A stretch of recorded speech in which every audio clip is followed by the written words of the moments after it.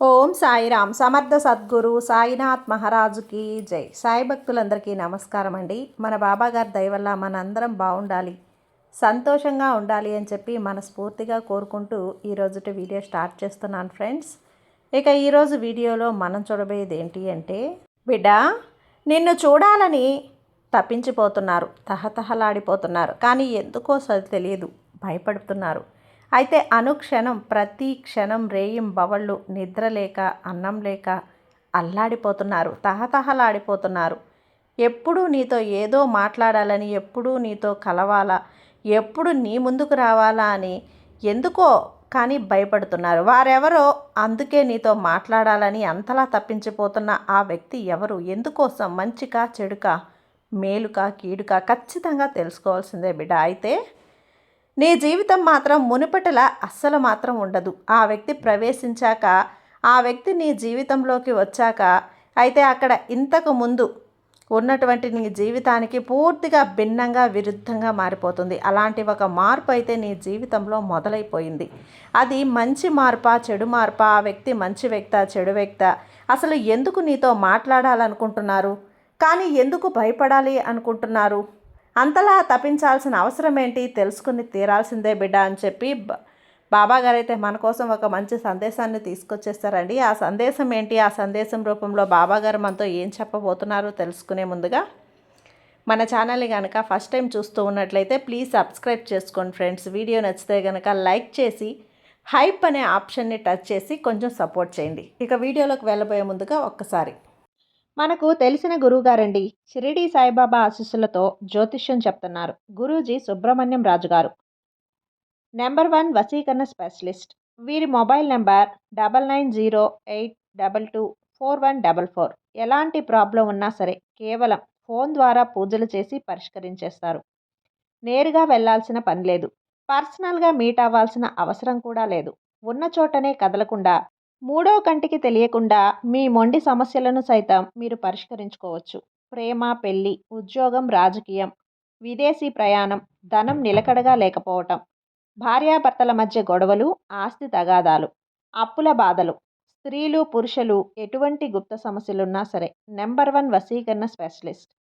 మీ మీద, మీ ఇంటి మీద చెడు ప్రయోగం జరిగినా, చేసి ఉన్నా కూడా నరదృష్టి, నరగోష్ట, సంతాన సమస్యలు, భార్యాభర్తల మధ్య, లవర్స్ మధ్య అనుమానాలున్నా, అపార్థాలున్నా, థర్డ్ పర్సన్ ఉన్నా సరే, అత్తాకోడళ్ళ మధ్య సఖ్యత లేకపోయినా ప్రతి ఒక్క ప్రాబ్లంకి చక్కటి సొల్యూషన్ ఇస్తున్నారండి. మీ వివరాలన్నీ కూడా సేఫ్ అండ్ సెక్యూర్గా ఉంచుతారు. మీకే కాదు, దేశ విదేశాల్లో ఉన్నవారు ఎలాంటి ప్రాబ్లమ్స్నైనా సరే పరిష్కరించుకుంటున్నారు. ఎంతోమంది విదేశాల్లో ఉన్నటువంటి వారు, దిక్కుతోచని పరిస్థితుల్లో, అయోమయ స్థితిలో ఉన్నవారు ఇప్పుడు గురువుగారికి కాల్ చేసి వాళ్ళ ప్రాబ్లమ్స్ని సాల్వ్ చేసుకొని ఈరోజు హ్యాపీగా లైఫ్ లీడ్ చేస్తూ చాలా సంతోషంగా ఉన్నారు. కాబట్టే స్క్రీన్ మీద ఉన్నటువంటి నెంబర్కి ఒక్కసారి కాల్ చేయండి. మీ ప్రాబ్లంని గురువుగారితో పంచుకోండి. ఖచ్చితంగా గురువుగారు మీ ప్రాబ్లంకి సొల్యూషన్ చూపిస్తారు. ఇక వీడియోలోకి వచ్చేస్తే, బిడ్డ నీ జీవితానికి ఒక ముఖ్యమైనటువంటి విషయం చెప్పడానికి ఒక ముఖ్యమైన మలుపు, టర్నింగ్ పాయింట్ అనేది అవుతుంది. కాబట్టి ఈరోజు ఎటువంటి పరిస్థితుల్లో కూడా నిర్లక్ష్యం చేయకు, పక్కకు తోసేయకు, ఏముందులే అని చెప్పి నెట్టివేయకు. జాగ్రత్త బిడ్డ, ఆగు.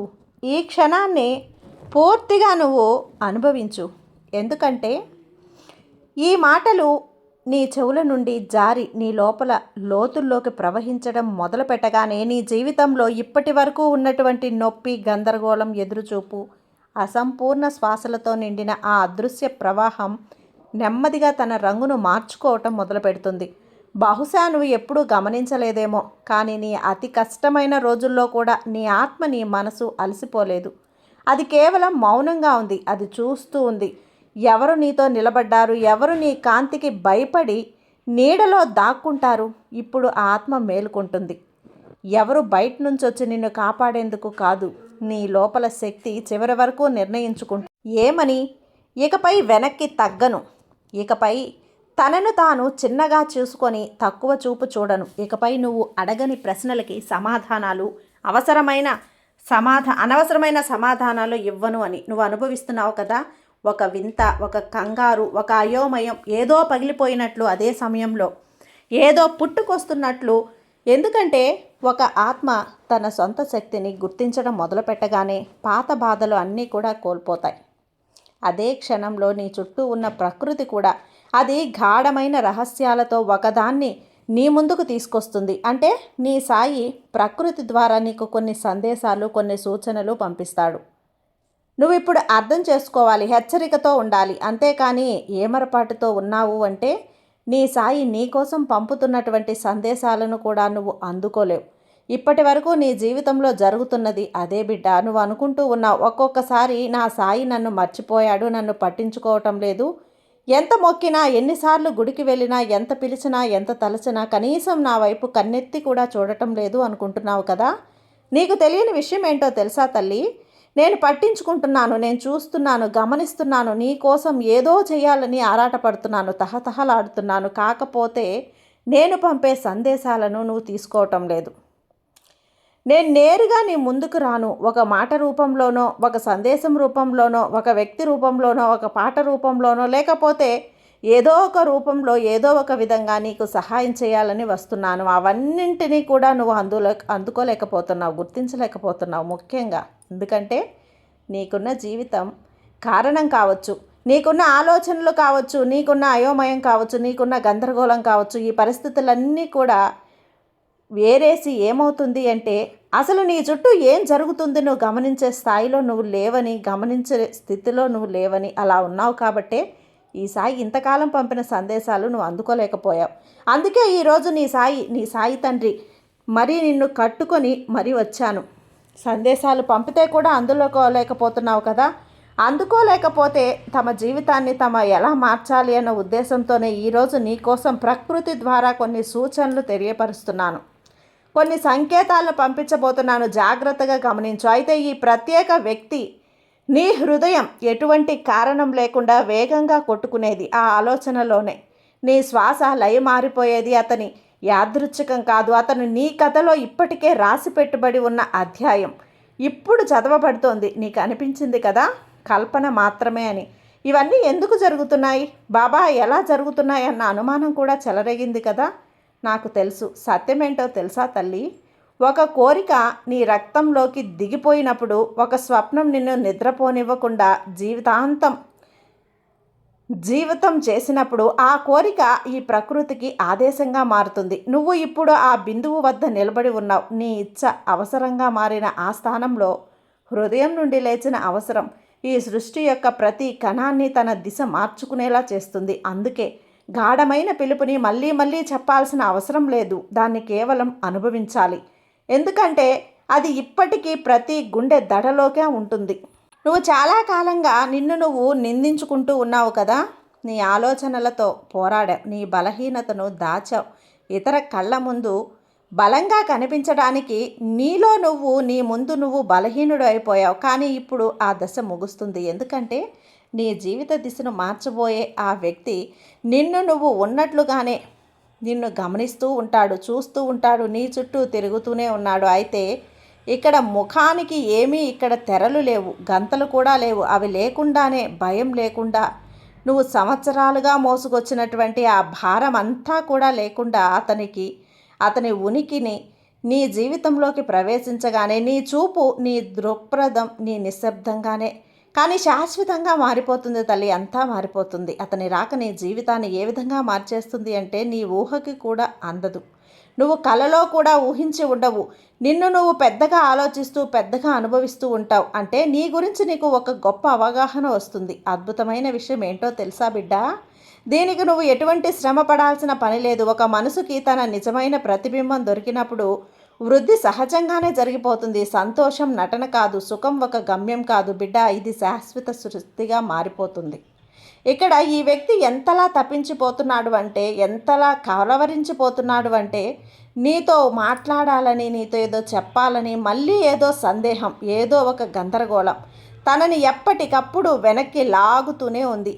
ఆ వ్యక్తి సాక్షాత్తు కూడా సాయి, నీ కోసం నియమించబడినటువంటి వ్యక్తి. నీ కోసం నియమించాను చెప్పాను కదా. నేను సహాయం అంటూ చేయాలి అంటే మనుషుల రూపంలోనో, ఒక మాట రూపంలోనో, ఒక చేత రూపంలోనో చేస్తానే కానీ అందులో భాగమే ఈ వ్యక్తి కూడా. ఈ వ్యక్తి నీ రాతలో, నీ తలరాతలో, నీ కథలో రాసేసి పెట్టబడిన ఒక అధ్యాయం. ఆ అధ్యాయం ఇప్పుడు నీ ముందుకు రాబోతుంది. ఇన్నాళ్లుగా నువ్వు దాన్ని తెరచి చూడలేకపోయావు. ఇప్పుడు వింటున్నావు. సాక్షాత్తు నీ సాయి వినిపిస్తున్నాడు. ఆ అధ్యాయాన్ని తెరచి చదివి నీ చెవులకి నీ సాయి వినిపిస్తున్నాడు. అయితే ముందు నీ మనసుని మళ్ళీ మళ్ళీ తిరిగి తిరిగి చూస్తుంది. నెగిటివిటీ నిన్ను చుట్టుముట్టేస్తుందేమో, గత జ్ఞాపకాలు నిన్ను వెనక్కి లాగుతున్నాయేమో, కానీ అది వైఫల్యం కాదు, అది శిక్షణ. నిన్ను సన్నద్ధత చేసే రోజు ఇది. అయితే ఆ వెలుగు వచ్చినప్పుడు దాన్ని నువ్వు తట్టుకోగలిగేలా ఉండాలి. ఎందుకంటే అందరూ ప్రేమ కోరుకుంటారు, కానీ చాలామంది ఆ ప్రేమతో వచ్చే బాధ్యత మార్పు కోసం నువ్వు సిద్ధంగా ఉండు. చాలామంది దీనికోసం సిద్ధంగా ఉండరు, కానీ నువ్వు సిద్ధంగా ఉండు. ఇప్పుడు నువ్వు సిద్ధంగా ఉన్నావు. అందుకే ఆ వ్యక్తి నీకు చాలా దగ్గరగా వస్తున్నాడు. అంత దగ్గరగా బహుశా అతను నీ నగరంలోకే గాలి పీలుస్తున్నాడేమో, నువ్వు నడిచే అదే రోడ్డుపై నడుస్తున్నాడేమో. నీ దూరం కేవలం భౌతికమైనది కాదు, ఇది ఒక ఊర్జా దూరం. ఈ ఊర్జా దూరం రోజు రోజుకి తగ్గిపోతుంది. అంటే నీ బాధాకరమైన రోజులు ముగుస్తున్నాయి. ఇక్కడ శాంతంగా గాఢంగా మారుతున్నాయి. వాటి స్థానంలో ఆ బంగారు కాలం వస్తుంది. దాన్ని నువ్వు నిశ్శబ్దంగా కలలు కనేవాడివి. బ్రహ్మాండం ఇప్పుడు నీ గుర్తు చేస్తుంది. నీ సాయి గుర్తు చేస్తున్నాడు. ఈ ప్రకృతి గుర్తు చేస్తుంది. నీ హృదయంలో ఒకరి కోసం ఒకరు ఉన్న ఆ గాఢమైన స్థలం ఏ తప్పు ఫలితము కూడా కాదు తల్లి. అతని చిరునవ్వుపై నువ్వు కరిగిపోవటం నీ బలహీనత కాదు, అది నీ బలానికి నిదర్శనం. అతని జ్ఞాపకాలు నీ శ్వాసలో నివసించడం కొన్ని సంబంధాలు తత్కరంలో కాదు, స్థాయిలో ఏర్పడతాయని చూపిస్తుంది. ఇప్పుడు ఈ సంకేతాలు తీవ్రంగా మారుతున్నాయి. సంఘటనలు అర్థవంతంగా అనిపిస్తున్నాయి. చిన్న చిన్న ఎదురుచూపులో సంయోగాలు నిన్ను గుర్తు చేస్తున్నాయి. నువ్వు సరైన సమయంలో సరైన చోట ఉన్నావని. ఇక్కడ ఈ సంగమం, ఈ మిలనం జరిగిన వెంటనే నీ ప్రపంచంలో రంగులు మారిపోతాయి. భయాలు వెనక్కి మిగిలిపోతాయి. ఆత్మవిశ్వాసం సహజంగా మారిపోతుంది. అసాధ్యంగా అనిపిస్తుంది సహజంగా అవుతుంది. ఎందుకంటే ఇది శక్తి, నీ శక్తి మాత్రమే కాదు, ఇదొక పెద్ద ప్రణాళికలో భాగం. అతని చిరునవ్వు, అతని ఉనికి నీకు అర్థం చేస్తుంది. ఇక పాత జీవితం తిరిగి రాలేదు. ఎందుకంటే నువ్వు ఇప్పుడు నీ లోపల ఏముందో తెలుసుకున్నావు. ఆ జ్ఞానమే నిన్ను అజయుణ్ణి చేస్తుంది. అతను అదే స్నగ్ధతతో ఉన్నాడు. ప్రతి కర్మ, ప్రతి ప్రయత్నం, ప్రతి ప్రార్థన నీ వైపు మళ్ళీ. అందుకే ఇది ఎదురుచూపు కాదు, ఇది నిర్మాణం. దూరం అర్థం కోల్పోతుంది. పరిస్థితులు వంగుతున్నాయి, కోరికలు ఆకారం తీసుకుంటున్నాయి. నీ ఆత్మ గాఢంగా తెలుసు ఈ మిలనం జరగకుండా ఉండదు. ఎందుకంటే ఇద్దరు ఆత్మలు ఒకరినొకరు గుర్తించుకున్నప్పుడు సమయం కూడా మారి మార్గాన్ని అడ్డుకోలేదు. చివరికి మీ ఇద్దరి గుండె లయలు కూడా ఒకటిగానే ఉంటాయి. అంటే నీకే అర్థమవుతుంది ఏం జరగబోతుంది అని. ఆ వ్యక్తి నీ దగ్గరకు రాకపోయినా, నిన్ను తాకకపోయినా, తన స్పర్శ నీకు తగలకపోయినా అర్థమైపోతుంది. నీకోసం అతి దగ్గరగా, అతి సమీపంలో ఎవరో ఉన్నారు, వస్తున్నారు అని అతని ఉనికి నిన్ను చూసి చూడగానే శాంతపరుస్తుంది. నీకు అతను అదే ప్రక్రియలో ఉన్నాడు. ఇక్కడ నిన్ను ఎంతలా నీకోసం మాట్లాడాలి, తప్పించాలి అని ఆరాట పడిపోతున్నటువంటి ఆ వ్యక్తి ఎవరో తెలుసా బిడ్డ? నీ మేలు కోరే ఒక వ్యక్తి ఇంతకాలం కూడా నిన్ను వెనక గమనిస్తూ, నీ చర్యలని చూస్తూ, నీ మాటల్ని వింటూ, నీ చేష్టల్ని, నీ పనుల్ని ప్రతి ఒక్కటి కూడా గమనించుకుంటూ వస్తున్నటువంటి వ్యక్తి. నీ మీద ఒక అభిమానం పెంచుకున్న ఒక వ్యక్తి, నీ ఒక గౌరవం పెంచుకున్న ఒక వ్యక్తి. ఎలాగైనా నీతో మాట్లాడాలి, ఎలా అయినా నీతో పరిచయం చేసుకోవాలి, ఎలాగైనా సరే నీతో పనుల్లో పాలు పంచుకోవాలి. ఎందుకంటే ఒక విలువైన వ్యక్తిగా తన స్థానంలో, తన మనసులో నీ స్థానం ఉంది. అందుకే ఆ వ్యక్తి నీతో మాట్లాడాలని, పరిచయం పెంచుకోవాలి అంటూ తహతహలాడిపోతున్నాడు. కానీ మాట్లాడాలంటే ఏదో భయం, ఏదో జంకు. ఇక్కడనే కష్టంలో ఉన్నప్పుడు తన చేయూతని ఇవ్వాలని, నువ్వు చెప్పలేని ప్రాబ్లంలో ఉన్నప్పుడు, చెప్పలేని సమస్యల్లో ఉన్నప్పుడు తనకు తాను తోడుగా ఉండాలని, అంటే ప్రతి ఒక్క చోట కూడా కష్టంలో, సుఖంలో నీకు తోడుగా, నీడగా, అండగా ఉండాలని తను ఎంతో ఆరాటపడుతున్నాడంటే నీ దగ్గర ఉండాలి అన్నట్లు వాళ్ళ ఆలోచన. అయితే ఆ వ్యక్తి ఒక నీ మీద గౌరవం ఉంచుకున్న ఒక వ్యక్తి కావచ్చు, ఒక అభిమానం ఉన్న వ్యక్తి కావచ్చు, ఒక స్నేహితుడి రూపంలో అవ్వచ్చు, మంచి మిత్రుడి రూపంలో కావచ్చు, ఒక ప్రేమను చూపించే వ్యక్తి కావచ్చు, నీకంటే చిన్న వ్యక్తి, పెద్ద వ్యక్తి, ఒక గురుస్థానంలో చూసి నీ దగ్గర అన్నీ కూడా నేర్చుకోవాలి అనుకునే వ్యక్తి కావచ్చు, నీకన్నా పెద్ద వ్యక్తి అయితే ఒక చిన్న వయసులో నీకు ఇదంతా కూడా ఎలా అబ్బింది అని అబ్బురపడి తన తెలివితేటల్ని కూడా నీ ముందుంచి నీ ఎదుగుదలకు ఉపయోగపడాలని చూడొచ్చు. ఇలా ఏ రూపంలోనైనా కావచ్చు, ఆ వ్యక్తి అయితే నిన్ను కలవాలని నీతో మాట్లాడాలని తహతహలాడిపోతున్నాడు. ఇది ఈ సాయి వేసిన ప్రణాళిక. ఎందుకంటే జీవితం మార్చడానికి, నీకు తోడుగా నీడగా ఉండటానికి, నీ ఎదుగుదలకు ఉపయోగపడడానికి వ్యక్తిని పంపుతున్నాను బిడ్డ. ఒక వ్యక్తిని జాగ్రత్తగా గుర్తించి ఆహ్వానించు. కొత్త వాళ్ళను కూడా అందరినీ నమ్మి మోసపోకు. కొన్ని రోజులు వాళ్ళతో గడిపితేనే తెలుస్తుంది ఎలాంటి వాళ్ళు అన్నది. జాగ్రత్త బిడ్డ. ఈ బాబా మీద నమ్మకంతో ఉండు, నీకు అంతా కూడా మంచి జరుగుతుంది. నీ సాయి నీకు తోడున్నంత వరకు నీకు భయం ఎందుకు చెప్పు. సర్వేజన సుఖినో భవంతు. జై సాయిరామ్.